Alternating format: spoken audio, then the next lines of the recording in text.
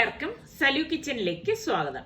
കഴിഞ്ഞ വീഡിയോയിൽ ഞാൻ മാങ്ങ അച്ചാർ കാണിച്ചപ്പോഴേക്ക് കുറേ പേര് എൻ്റെ അടുത്ത് കുറച്ച് നാള് നിൽക്കുന്ന ട്രഡീഷണൽ ആയിട്ടുള്ള മാങ്ങ അച്ചാർ ഒന്ന് കാണിക്കണം എന്ന് പറഞ്ഞിട്ടുണ്ടായിരുന്നു. ഞാൻ എൻ്റെ പല വീഡിയോസിലും അത് കാണിച്ചിട്ടുള്ളതാണ്. എങ്കിലും ഞാൻ നിങ്ങൾക്ക് വേണ്ടിയിട്ട് അതെങ്ങനെയാണെന്ന് പറഞ്ഞുതരാം. എളുപ്പമാണ് കേട്ടോ. അപ്പൊ നമുക്ക് മാങ്ങ സീസൺ ആകുന്ന സമയത്ത് അല്ലെങ്കിൽ മാങ്ങ ഒരുപാട് കിട്ടുന്ന സമയത്ത് ഇതുപോലെ നമുക്ക് ഇഷ്ടാനുസരണം എത്ര മാങ്ങ ആണെന്ന് വെച്ചാൽ എടുക്കുക. എന്നിട്ട് ഇതുപോലെ ചെറുതായിട്ടൊന്ന് അരിഞ്ഞെടുക്കുക. എപ്പോഴും അച്ചാറിടുമ്പം ചെറിയ ചെറിയ പീസായിട്ട് അരിഞ്ഞെടുക്കണതാണ് നല്ലത്. പിന്നെ ഓരോരുത്തരുടെ ഇഷ്ടത്തിനനുസരിച്ച് നമുക്ക് അതിന്റെ അളവിലൊക്കെ വലിപ്പം കൂട്ടുകയും കുറയ്ക്കുകയൊക്കെ ചെയ്യാം കേട്ടോ. അപ്പൊ ഞാൻ മാങ്ങ എല്ലാം അരിഞ്ഞെടുത്തിട്ടുണ്ട്. അപ്പൊ അതൊരു ബൗളിലേക്ക് മാറ്റിയ ശേഷം നമുക്ക് ഇതിലേക്ക് പാകത്തിനുള്ള ഉപ്പിട്ട് കൊടുക്കാം.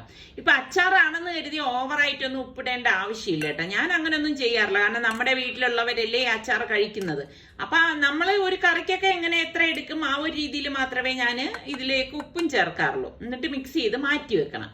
പിന്നെ നമുക്ക് വേണ്ടത് ഇഞ്ചിയും വെളുത്തുള്ളിയാണ്.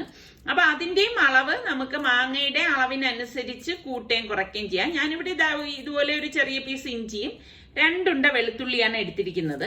അപ്പൊ വെളുത്തുള്ളി ഞാൻ എങ്ങനെയാ വെച്ചാൽ അതിന്റെ മൂട് കളഞ്ഞിട്ട് ഞാൻ ഇനിയിപ്പോ ഒരു ഇടികല്ല് വെച്ചിട്ട് അതൊന്ന് ഇളക്കിയെടുക്കും. അതാവുമ്പോ നമുക്ക് പെട്ടെന്ന് ഇളകി കിട്ടും. ഇതുപോലെ 2 ഇടി ഇടിക്കുമ്പോഴേക്ക് സംഭവമൊക്കെ കണ്ടോ എല്ലാം ഇളകി വരും. പിന്നെ വെളുത്തുള്ളി എന്ന് പറയുമ്പോഴേക്കും നമ്മളുടെ ഈ ചെറിയ വെളുത്തുള്ളിയാണ് എപ്പോഴും നല്ലത് കേട്ടോ. നമുക്ക് പൊളിക്കാൻ കുറച്ച് ബുദ്ധിമുട്ട് തോന്നും. കാരണം ഈ വെളുത്തുള്ളി വളരെ ചെറുതായതുകൊണ്ട് നമുക്ക് നമ്മുടെ കൈയുടെ നഖമൊക്കെ പോകുന്ന പോലെയൊക്കെ നമുക്ക് തോന്നും. പക്ഷെ നമ്മൾ ഈ ചൈനീസ് വെളുത്തുള്ളിയില്ലേ, വലിയ വെളുത്തുള്ളി, അപ്പൊ അതിനേക്കാളും ടേസ്റ്റ് കൂടുതൽ ഈ ഒരു വെളുത്തുള്ളിക്ക് തന്നെയാണ് കേട്ടോ. ഇപ്പൊ ഗൾഫിലൊക്കെ ആകുമ്പോ നമ്മൾ കണ്ടിട്ടില്ലേ, മറ്റേ അതായത് വല പോലെയുള്ള ഇതിന്റെ അകത്ത് കെട്ടിയിട്ട് 1/2 കിലോടത് കാണും, 1 കിലോടത് കാണും. അപ്പൊ നമ്മൾ എളുപ്പത്തിന് വേണ്ടിയിട്ട് അത് എടുത്തിട്ട് വരും. പക്ഷെ നമ്മൾ അച്ചാറുണ്ടാക്കാനും ഇറച്ചി ഉണ്ടാക്കാനും ഒക്കെ എപ്പോഴും നമുക്ക് നല്ല ഒരു ഫ്ലേവർ കിട്ടുന്നത് ഈ ഒരു കുഞ്ഞു വെളുത്തുള്ളിക്ക് തന്നെയാണ്. എനിക്കൊന്ന് ഗൾഫിലൊക്കെ ആകുമ്പോ ഇതിന് വില കൂടുതലുമാണ്. മറ്റേ വെളുത്തുള്ളിക്ക് അത്ര വില ഉണ്ടാകത്തില്ല. പക്ഷെ ടേസ്റ്റ് എപ്പോഴും ഇത് തന്നെയാണ്. അപ്പൊ ഞാൻ വെളുത്തുള്ളിയും ഇഞ്ചിയും കൂടി അതായത് വൃത്തിയാക്കി എടുത്തു വെച്ചിട്ടുണ്ട്. അപ്പൊ ഇനിയിപ്പോ ഒന്ന് കഴുകി എടുത്തിട്ട് വരെയാണ്. അപ്പൊ ഇനി ഇതിനെ നമുക്കൊന്ന് ചെറുതായിട്ട് അരിഞ്ഞെടുക്കണം. അപ്പൊ ഇഞ്ചിയുടെ അളവ് ഒരുപാട് അങ്ങ് കൂടണ്ട കേട്ടോ. വെളുത്തുള്ളിയുടെ അളവ് കൂടിയാലും കുഴപ്പമില്ല. പക്ഷെ ഇഞ്ചിയുടെ അത് കറക്റ്റിന് എടുത്താൽ മതി. അല്ലെങ്കിൽ പിന്നെ ഈ അച്ചാറിന്റെ ടേസ്റ്റ് ഇഞ്ചിയുടെ ആ ഒരു ടേസ്റ്റ് മീതെ നിൽക്കും. അപ്പൊ ഞാൻ ഇപ്പൊ ചെറുതായിട്ടൊന്ന് അരിഞ്ഞെടുത്തിട്ടുണ്ട്. പിന്നെ വെളുത്തുള്ളി നമുക്ക് വേണമെങ്കിൽ ചെറുതായിട്ട് വേണമെങ്കിലും അരിഞ്ഞെടുക്കാം. ഇതിപ്പം ഞാൻ അതിന്റെ ആ ഒരു ഫ്ലേവർ നല്ലതുപോലെ കിട്ടാൻ വേണ്ടിയിട്ട് ഞാൻ ചെയ്യണ എങ്ങനെയാന്ന് വെച്ചാൽ ഈ വെളുത്തുള്ളി ഇനിയിപ്പോ ഒന്ന് ചതച്ചെടുക്കും കേട്ടോ. അപ്പൊ ചതച്ചെടുക്കുമ്പോൾ ഉള്ള ഒരു ഗുണം എന്താന്ന് വെച്ചാല് നമുക്ക് അതിന്റെ ആ ഫ്ലേവർ ഒക്കെ കറക്റ്റ് ആയിട്ട് നമുക്ക് കിട്ടും. ഇതുപോലെ ഒന്ന് ജസ്റ്റ് ഒന്ന് ചതച്ചെടുത്താൽ മതി. ഇത്രയേ ഉള്ളൂ സംഭവം. അപ്പൊ അത് രണ്ടും ഞാൻ ഇവിടെ റെഡിയാക്കി എടുത്തിട്ടുണ്ട്. അപ്പൊ ഇനി നമുക്കിത് എങ്ങനെയാണ് തയ്യാറാക്കണമെന്ന് നോക്കാം. അപ്പൊ പാനിലേക്ക് നല്ലെണ്ണ തന്നെ ഒഴിക്കണം. അച്ചാറിന് എപ്പോഴും നല്ലത് നല്ലെണ്ണേനെ. എന്നിട്ട് നമുക്ക് കടുക് പൊട്ടിച്ചു കൊടുക്കാം. പിന്നെ നമ്മൾ ഈ ചതച്ച് വെച്ചിരിക്കുന്ന വെളുത്തുള്ളിയും ഇഞ്ചിയും കൂടി ഇതിലേക്ക് ഇട്ട് കൊടുക്കാം. ഇട്ട് കൊടുത്തിട്ട് അതിന്റെ ആ ഒരു വെള്ളത്തിന്റെ സത്ത് മാറത്തക്ക രീതിയിൽ ഒന്ന് മൂപ്പിച്ചെടുക്കണം. അതാണ് അതിന്റെ ഒരു കണക്കെന്ന് പറയുന്നത്. ഇനിയിപ്പൊ ഞാൻ ഇതുപോലെ മൂത്ത ശേഷം ഗ്യാസ് ഓഫ് ചെയ്തിട്ടാണ് ഇതിലേക്ക് പൊടികൾ ചേർത്ത് കൊടുക്കുന്നത് കേട്ടോ. അത് പ്രത്യേകം ശ്രദ്ധിച്ചേക്കണം. ഗ്യാസ് ഓഫ് ചെയ്ത ശേഷം മാത്രമേ പൊടികൾ ചേർത്ത് കൊടുക്കാവൂ. ഞാനിവിടെ ഒരു 4 ടീസ്പൂണോളം കാശ്മീരി ചില്ലി പൗഡറും 1 ടീസ്പൂണോളം കായപ്പൊടിയും 1 ടീസ്പൂൺ മഞ്ഞൾപ്പൊടിയും 1/2 ടീസ്പൂൺ വറുത്ത് പൊടിച്ച ഉലുവാപ്പൊടിയും കൂടി ചേർത്തിട്ട് ഒന്ന് ഇളക്കിയെടുക്കണം. അപ്പൊ ഇളക്കി ആ ഒരു ചൂടിൽ തന്നെ നമുക്കിത് ഇളക്കിയെടുക്കാൻ സാധിക്കും. പിന്നെ ഇതിലേക്ക് വേണ്ടത് വിനാഗിരിയാണ്. ഞാനിവിടെ ഏകദേശം ഒരു 1/4 കപ്പോളം വിനാഗിരി ഒഴിച്ചിട്ട് നല്ലതുപോലെ ഒന്ന് ഇളക്കി കൊടുക്കണം. ഇളക്കി അത് നന്നായിട്ട് തണുത്ത ശേഷം മാത്രമേ നമ്മൾ ഇനി ഇത് മിക്സ് ചെയ്യാവൂ. അത് പ്രത്യേകം ശ്രദ്ധിച്ചേക്കണം. ചൂടോട് കൂടിയിട്ട് ചെയ്യരുത്, എങ്കിലും മാങ്ങ വെന്തു പോകും. അപ്പൊ ചൂടോട് കൂടിയിട്ട് ചെയ്യാതിരിക്കാൻ പ്രത്യേകം നോക്കണം കേട്ടോ. അപ്പൊ ഞാൻ ഇപ്പം തണുക്കാനായിട്ട് മാറ്റി വെച്ചിട്ടുണ്ടായിരുന്നു. ഇതിപ്പോ നന്നായിട്ട് തണുത്തിട്ടുണ്ട്, നിങ്ങൾക്ക് കാണുമ്പോ തന്നെ അറിയാം. അപ്പൊ ജസ്റ്റ് ഇതുപോലെ ഒന്ന് ഇളക്കിയ ശേഷം നമ്മൾ ഈ അരിഞ്ഞു വെച്ചിരിക്കുന്ന മാങ്ങയില്ലേ, അതാ ചാറോടുകൂടി തന്നെ ഇതിലേക്ക് ഇട്ട് കൊടുക്കും. ഇട്ട് കൊടുത്തിട്ട് എല്ലാം ചേർത്തിട്ട് നമുക്കൊന്ന് നന്നായിട്ടൊന്ന് മിക്സ് ചെയ്ത് കൊടുക്കാം. പിന്നെ നമ്മളിത് വീട്ടിൽ തന്നെ തയ്യാറാക്കുന്നതും മറ്റ് കെമിക്കൽസ് ഒന്നും ഇതിലേക്ക് യൂസ് ചെയ്തിട്ടില്ല. കാരണം കുറെ നാള് കേടാകാതിരിക്കാൻ വേണ്ടിയിട്ട്. അപ്പൊ അതുകൊണ്ട് തന്നെ നമുക്ക് വേറെ ആരോഗ്യത്തിന് ദൂഷ്യമുള്ള ഒന്നുമില്ല. നമ്മൾ ഈ പുറത്തുനിന്നൊന്നും അച്ചാർ വാങ്ങിക്കാതിരിക്കുകയാണ് നല്ലത് കേട്ടോ. പിന്നെ ഒരുപാട് പേര് എൻ്റെ അടുത്ത് ചോദിക്കുന്ന ഒരു ചോദ്യമാണ്, കുക്കറിൽ എങ്ങനെയാണ് ചോറ് വെക്കണം. ഞാൻ ഒരുപാട് പ്രാവശ്യം കാണിച്ചിട്ടുള്ളതാണ്. അപ്പൊ കുക്കറിൽ നമ്മുടെ 1 വിരൽ പൊക്കത്തിന് വെള്ളം ഒഴിക്കണം. വെള്ളം ഒഴിച്ച ശേഷം കലത്തിൽ ഇതുപോലെ അരി കഴുകി വെള്ളവും പാകത്തിനുള്ള ഉപ്പും ഇട്ടിട്ട് കല മൂടിയിട്ട് പ്രഷർ കുക്കർ മൂടി വെക്കും. മൂടി വെച്ചിട്ട് ഇതുപോലെ വെയിറ്റ് ഇട്ട് കൊടുക്കും. ഇനി ഗ്യാസ് ഓൺ ചെയ്ത് അരമണിക്കൂർ, ജയ അരിയാണ് ഞാൻ ഉപയോഗിക്കുന്നത്, എന്റെ അരിയുടെ കണക്ക് അരമണിക്കൂറാണ്. അപ്പൊ ഇതിനിടയിൽ വെള്ളം ഞാൻ തിളപ്പിക്കാനായിട്ട് വെച്ചിട്ടുണ്ടായിരുന്നു, അതിൽ ജീരകം ഇട്ട് കൊടുക്കാണ്. അപ്പൊ അതാ നമ്മുടെ അച്ചാർ നല്ല പരുവായിരിക്കാണ്. ഇതാ കണ്ട നല്ല കൊഴുകൊഴാന്നിരിക്കാണ്. ശരിക്കും പറഞ്ഞാൽ നമുക്ക് ചോറിന് ഈ ഒരു അച്ചാർ മാത്രം മതി. അപ്പൊ ഞാന് കണ്ടെയ്നറിലേക്കൊന്ന് മാറ്റി വെക്കാണ്. എന്റെ കയ്യിലെ ഗ്ലാസ് ബോട്ടില് ഞാനിപ്പോ കഴുകി ഉണക്കാനായിട്ട് വെച്ചിരിക്കുകയാണ്. അപ്പൊ അത് ഉണങ്ങിയ ശേഷം ഞാനിപ്പോ ഈ കണ്ടെയ്നറിൽ മാറ്റിയത് ഞാൻ അതിലേക്ക് മാറ്റി വെക്കും കേട്ടോ. അപ്പൊ ദാ നമ്മുടെ മാങ്ങ അച്ചാർ ഇവിടെ റെഡി ആയിട്ടുണ്ട്. അപ്പൊ ദേ നമ്മളുടെ വെള്ളവും തിളച്ചിട്ടുണ്ട്. തിളച്ച് ഞാനൊന്ന് മാറ്റി വെക്കാണ്. അപ്പൊ നമുക്ക് ഈ പറഞ്ഞ മാതിരി കറി ഉണ്ടാക്കുമ്പോൾ ഭയങ്കര കൺഫ്യൂഷൻ ആണല്ലേ, എന്തുണ്ടാക്കും എന്നൊക്കെ ഉള്ളത്. അപ്പൊ ഞാനിവിടെ നോക്കിയപ്പോഴേക്ക് ഞാന് കഷ്ണങ്ങൾ വാങ്ങിച്ചോണ്ട് വന്നത് ഇരിപ്പുണ്ടായിരുന്നു, വെജിറ്റബിൾസ്. അപ്പൊ ഞാൻ വിചാരിച്ചു ഇന്നിപ്പോ എന്തായാലും അവിയൽ ഉണ്ടാക്കാന്നാണ് വിചാരിച്ചിരിക്കുന്നത്. അവിയൽ തന്നെ ഓരോരുത്തരും ഓരോ രീതിയിൽ ഉണ്ടാക്കും അല്ലേ, പല പല രീതിയിൽ. എനിക്കൊന്ന് പല നാട്ടില് പല തരത്തിലാണ് അവിയൽ തയ്യാറാക്കുന്നത്. അപ്പൊ ഞാനിവിടെ ഇതാ മുരിങ്ങയ്ക്കായ പടവലയും വെള്ളരിക്ക, കത്തിരിക്ക, അമരയ്ക്ക, പിന്നെ ചേന ഉണ്ടെങ്കിൽ ചേന ഇടും. ഇപ്പൊ എന്റെ കയ്യിൽ ചേന ഇല്ല, അപ്പൊ ഞാൻ ആ ചേന ഒഴിവാക്കിയിട്ടുണ്ട്. ഏത്തക്കായ ഞാൻ ഇങ്ങനെയാണ് കേട്ടോ, നന്നായിട്ട് കഴുകിയ ശേഷം ദാ ഇതുപോലെ അരിഞ്ഞെടുക്കും, തോലോടുകൂടി തന്നെ അരിഞ്ഞെടുക്കും. ശരിക്കും പറഞ്ഞാൽ ഏത്തക്കയിൽ ഒരുപാട് ഗുണങ്ങളുള്ളതാണ്, അതില് ഒന്നും കളയാനില്ല എന്നുള്ളതാണ് വാസ്തവം കേട്ടോ. ശരിക്കും നിങ്ങൾ ഈ തോല് കളയേണ്ട കാര്യമൊന്നുമില്ല, നല്ലതുപോലെ വാഷ് ചെയ്തെടുത്താൽ മാത്രം മതി. ഇപ്പൊ നമ്മുടെ വീട്ടിലൊക്കെ ഉണ്ടാകുന്ന കായാണെങ്കിൽ ധൈര്യമായിട്ട് നമുക്ക് ഉണ്ടാക്കാം. അപ്പൊ നല്ല ടേസ്റ്റ് ആണ് തോലോട് കൂടിയിട്ട് നമ്മള് ഇതുപോലെ അരിഞ്ഞെടുത്ത് അവിയലൊക്കെ വെക്കുമ്പോ കേട്ടോ.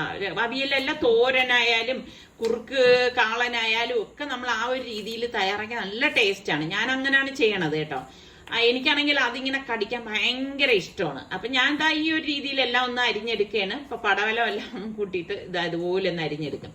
അപ്പൊ ഞാൻ നേരത്തെ പറഞ്ഞത് നമ്മൾ ഈ വെജിറ്റബിൾസും ഈ പറഞ്ഞ മാതിരി അത്യാവശ്യം ചിലര് ഇതിലേക്ക് കത്തിരിക്കൊന്നും ചേർക്കത്തില്ല. ഇതിപ്പോ ഞാൻ എന്റെ കയ്യിൽ ഇരുന്നത് കൊണ്ട് ഞാൻ വെജിറ്റബിൾസ് വാങ്ങിക്കുമ്പോൾ അവിയലിനും സാമ്പാറിനും കൂടി ചേർത്തിട്ട് സെപ്പറേറ്റ് ആയിട്ടേ വാങ്ങിക്കത്തുള്ളൂ കേട്ടോ. അവരിങ്ങനെ മാർക്കറ്റിലൊക്കെ കാണത്തില്ല, ഇങ്ങനെ കൂട്ടി വെച്ചേക്കും.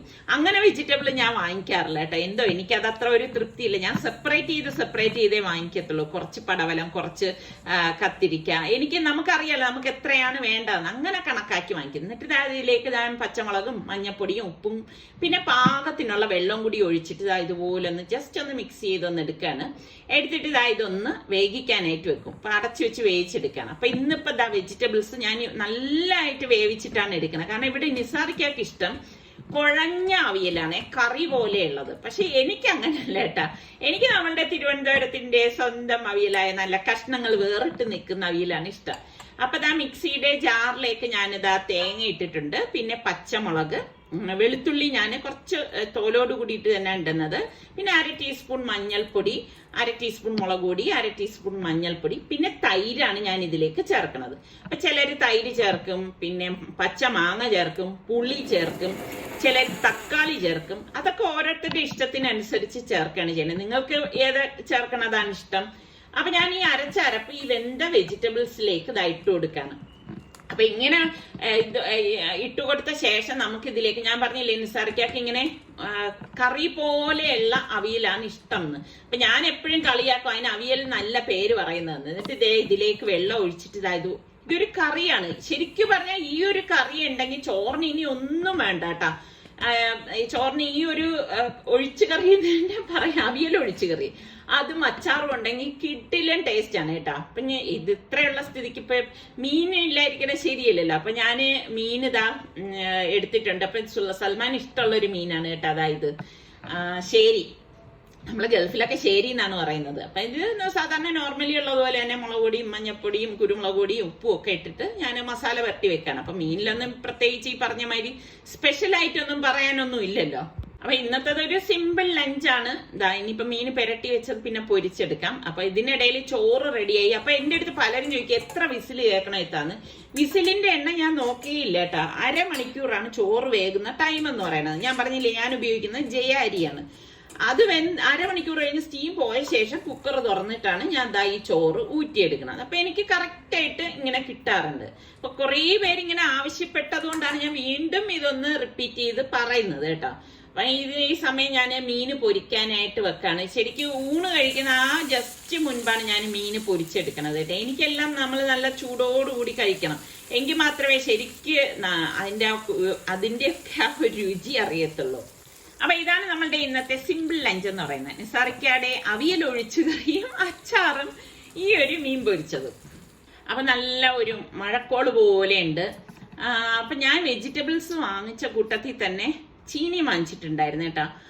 3 ചീനി ഉണ്ടായിരുന്നു. അപ്പൊ 1 കിലോ അങ്ങനെയാണ് അവര് കണക്കാക്കി തന്നത്. അപ്പൊ ഞാൻ വിചാരിച്ചെങ്കിൽ പിന്നെ ഇന്ന് ചായക്ക് നമുക്ക് മരിച്ചീനി എടുക്കാം എന്ന് വിചാരിച്ച്.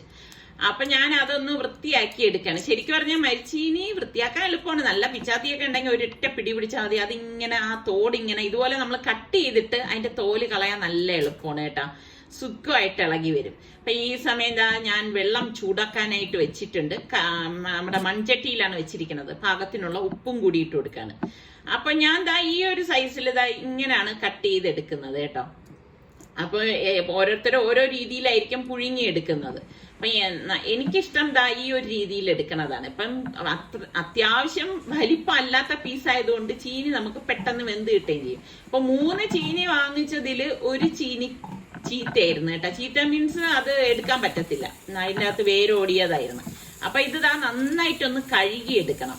അപ്പൊ ഞാൻ ഇപ്രാവശ്യം ചീനി വാങ്ങിച്ചപ്പോഴേക്ക് കിലോയ്ക്ക് 50 രൂപയായിരുന്നു കേട്ടോ. മുൻപൊക്കെ 20 രൂപ ഉണ്ടായിരുന്ന ചീനിയാണ് ഇപ്പം ഭയങ്കര വിലയായിരിക്കുന്നത്. അപ്പൊ വെള്ളം തിളവരാറാവുമ്പോഴേക്ക് ഞാൻ ഈ നമ്മൾ കട്ട് ചെയ്ത് വെച്ചിരിക്കുന്ന ചീനി ഇതിലേക്ക് ഇട്ട് കൊടുക്കാണ്. അപ്പൊ ഇതിന് എന്തായാലും നമുക്ക് നല്ല ഒരു ചമ്മന്തി വേണമല്ലോ. അപ്പൊ അതിന് വേണ്ടിയിട്ട് ഞാൻ കൊച്ചുള്ളി ഒന്ന് അരിഞ്ഞെടുക്കാണ്. അരിഞ്ഞെടുത്തിട്ട് ഇത് ഒടംകൊല്ലി മുളകാണ്, നിങ്ങളുടെ അവിടെ എന്ത് പറയും? അപ്പൊ ഈ ഒടംകൊല്ലി മുളകും ഈ കൊച്ചുള്ളിയും കൂടെ ഒന്ന് ചതച്ചെടുക്കുക. അപ്പൊ എളുപ്പം ചതഞ്ഞ് കിട്ടാനാണ് ഒന്ന് അരിഞ്ഞിട്ട് ചതച്ചെടുത്തത്. നല്ല സൂപ്പർ എരിവായിരിക്കും കേട്ടോ ഒടംകൊല്ലി മുളകിന്. എന്നിട്ട് ഇതിലേക്ക് നമുക്ക് പാകത്തിനുള്ള ഉപ്പും കൂടി ഇട്ട് വെളിച്ചെണ്ണയും കൂടി ഒഴിച്ചു കൊടുക്കാം. കിടിലൻ ടേസ്റ്റ് ആണ് കേട്ടോ. ശരിക്കും പറഞ്ഞാൽ നമ്മൾ ഈ ചായക്ക് ബേക്കറിയിൽ നിന്നൊക്കെ സാധനങ്ങൾ വാങ്ങിച്ച് കഴിക്കണതും അല്ലെങ്കിൽ തന്നെ ഉഴുന്നുവട, കട്ട്ലറ്റ്, സമോസ ഇങ്ങനെയൊക്കെ ഉള്ളത് ഉണ്ടാക്കി കഴിക്കുന്നതിൽ നിന്ന് നല്ലതാണ് നമ്മുടെ കപ്പ പുഴുങ്ങിയതോ കാച്ചിലോ അല്ലെങ്കിൽ മധുരക്കിഴങ്ങോ ഇതൊക്കെ നമ്മൾ ഉൾപ്പെടുത്തുന്നത്. പണ്ടത്തെ ആൾക്കാരൊക്കെ അങ്ങനെയല്ലേ ചെയ്തിരുന്നത്. ഇപ്പോഴത്തെ തലമുറയിലെ കുട്ടികളാണ് എല്ലാം ആധുനിക ഇതിലേക്ക് വരുന്നത്. ഞാനിപ്പോ പരമാവധി ഇതുപോലെയുള്ള ഐറ്റംസ് ഒക്കെ കുറയ്ക്കാനാണ് നോക്കിക്കൊണ്ടിരിക്കുന്നത് കേട്ടോ. അപ്പൊ നമ്മൾ ഊറ്റിയെടുത്ത ശേഷം മരിച്ചീനി 2 വെള്ളത്തിൽ ഊറ്റിയെടുക്കണം. വീണ്ടും ഞാൻ ഇത് ചട്ടിയിലേക്ക് ഇട്ടിട്ട് തിളച്ച വെള്ളം ഒഴിച്ചു കൊടുക്കണം. പണ്ടത്തെ ആൾക്കാരെയൊക്കെ കണ്ടിട്ടില്ല, അവർ 2 വെള്ളത്തിൽ അത് ഊറ്റിയെടുക്കും. അങ്ങനെ ചെയ്യണം എന്തെന്ന് വെച്ചാൽ ഇതിലൊരു കട്ടുണ്ടാവും, ഒരു പോയിസൺ, അത് പോയി കിട്ടാനാണ് നമ്മൾ അങ്ങനെ ചെയ്യണത് കേട്ടോ. അപ്പൊ അത് അവിടെ ഇരുന്ന് വേകുന്ന സമയം കൊണ്ട് ഞാൻ അടുത്തൊരു ചമ്മന്തിയും കൂടെ തയ്യാറാക്കണം. സലുവിന് ഭയങ്കര ഇഷ്ടമുള്ളതാണ് കേട്ടോ. അപ്പൊ അത് ഇതുപോലെ നമ്മുടെ കൊച്ചുള്ളിയും ഈ ഉടംകൊല്ലി മുളകും കൂടി ഒന്ന് ചതച്ചെടുക്കുകയാണ്. ഈ ഉടംകൊല്ലി മുളക് 2 എണ്ണം കണ്ട് ഇത് 2 അല്ലേ ഉള്ളൂ എന്ന് നിങ്ങൾ വിചാരിക്കേണ്ട. ഇത് ഉപയോഗിക്കുന്നവർക്കറിയാം നല്ല എരിവുള്ള സംഭവമാണെന്നുള്ളത്. അപ്പൊ ഇതൊന്ന് ചതച്ചരച്ച ശേഷം നമുക്ക് ഇതിലേക്ക് തേങ്ങ ഇട്ട് കൊടുക്കാം. തേങ്ങയും പാകത്തിനുള്ള ഉപ്പും കൂടി ഇട്ട് കൊടുക്കണം. അപ്പൊ ഇതില് പലരും എന്റെ അടുത്ത് പറഞ്ഞിട്ട് ആദ്യം ഉപ്പിട്ടൊന്ന് അരച്ചിട്ട് ചെയ്യാനായിട്ട് പറഞ്ഞിട്ടുണ്ടായിരുന്നു. അപ്പൊ ഞാൻ എളുപ്പത്തിന് വേണ്ടിയിട്ട് ഇങ്ങനെ ചെയ്യണമെന്നേ ഉള്ളൂ കേട്ടോ. പിന്നെ അതുപോലെ തന്നെ ഇതിലേക്ക് പുളി വേണ്ടവർക്ക് പുളി ചേർത്ത് കൊടുക്കാം. അപ്പൊ ഞാൻ ഇന്നിപ്പോ ഇതിലേക്ക് പുളിയൊന്നും ചേർക്കുന്നില്ല, അല്ലാതെ ഒന്ന് അരച്ചെടുക്കാണ്. ഒരുപാട് നമ്മള് സാധാരണ ചോറിന് കൂട്ടുന്ന ചമ്മന്തിയുടെ അതുപോലെ ഇത് അരച്ചെടുക്കണ്ട കേട്ടാ. ഒന്ന് ചതഞ്ഞ് കിട്ടിയാൽ മതി, അതാണ് അതിന്റെ ഒരു ടേസ്റ്റ് എന്ന് പറയുന്നത്. അപ്പൊ ഞാൻ ചമ്മന്തി റെഡി ആയപ്പോഴേക്ക് അതും ഇതുപോലെ എടുക്കാണ്. അപ്പൊ നമ്മളുടെ മരിച്ചീനി ഇവിടെ റെഡി ആയിട്ടുണ്ട്, അതൊന്ന് ഊറ്റിയെടുക്കാം. അപ്പൊ മരിച്ചീനി ഞാനത് പറയാൻ കാര്യം ഇപ്പോഴത്തെ പലരും കുക്കറിൽ വേവിക്കുന്ന ഞാൻ കാണാറുണ്ട്. അത് വളരെ കേടാണ് കേട്ടോ. അപ്പൊ ഇതെല്ലാം റെഡി ആയപ്പോഴേക്ക് ഞാൻ ഇപ്പൊ ടേബിളിലേക്കാണ് എടുത്തത്. ശരിക്കും നമുക്ക് ടെറസിലോ വരാന്തയിലോ അല്ലെങ്കിൽ നമ്മുടെ വീട്ടുമുറ്റത്തൊക്കെ പോയിരുന്ന് എല്ലാരും കൂടി ഒരുമിച്ചിരുന്ന് കഴിക്കുന്നതിന്റെ ഒരു സുഖം വേറെ തന്നെയാണ്. അപ്പൊ ഇന്നിപ്പം കാലാവസ്ഥ അനുകൂലമല്ലാത്തത് കൊണ്ടാണ് ഞങ്ങൾ ഇപ്പൊ ഡൈനിങ് ടേബിളിൽ കഴിക്കാനായിട്ട് വന്നിരുന്നത്. അപ്പൊ ഇങ്ങനെയൊക്കെയാണ് ഞാന് ചെറിയ ചെറിയ സന്തോഷങ്ങൾ കണ്ടെത്തുന്നത് കേട്ടോ. നമ്മള് ഇതുപോലെ ആഹാരം ചെറുതാണെങ്കിലും അത് ഉണ്ടാക്കി എല്ലാവരും ഒരുമിച്ചിരുന്ന് കഴിക്കുമ്പോൾ ഒരു പ്രത്യേക സുഖം തന്നെയാണ്. അപ്പം നിങ്ങൾ എല്ലാവരും സന്തോഷത്തോടെ ഇരിക്കണം എന്നുള്ളത് തന്നെയാണ് എന്റെ ആഗ്രഹം. അപ്പൊ ഇന്നത്തെ ഈ എപ്പിസോഡ് നിങ്ങൾക്ക് എല്ലാവർക്കും ഇഷ്ടമായെന്ന് വിശ്വസിക്കുന്നു. അപ്പൊ കണ്ടോണ്ടിരിക്കുന്നവരിൽ സബ്സ്ക്രൈബ് ചെയ്യാതെ കാണുന്ന ആരെങ്കിലും ഒക്കെ ഉണ്ടെങ്കിൽ നിങ്ങൾക്ക് നമ്മുടെ ചാനൽ ഇഷ്ടപ്പെടുകയാണെങ്കിൽ സബ്സ്ക്രൈബ് ചെയ്യാനോ ആ ബെല്ലൈക്കൺ പ്രസ് ചെയ്യാനോ ഒന്നും മറന്നു വരുത്. എങ്കിൽ മാത്രമേ ഞങ്ങൾ വീഡിയോസ് പോസ്റ്റ് ചെയ്യുമ്പോൾ നിങ്ങൾക്ക് നോട്ടിഫിക്കേഷൻ കിട്ടുകയുള്ളൂ. അടുത്ത നല്ല റെസിപ്പിയോ വ്ളോഗ് ആയിട്ടൊക്കെ കാണുന്നത് വരെ എല്ലാവർക്കും ബൈ.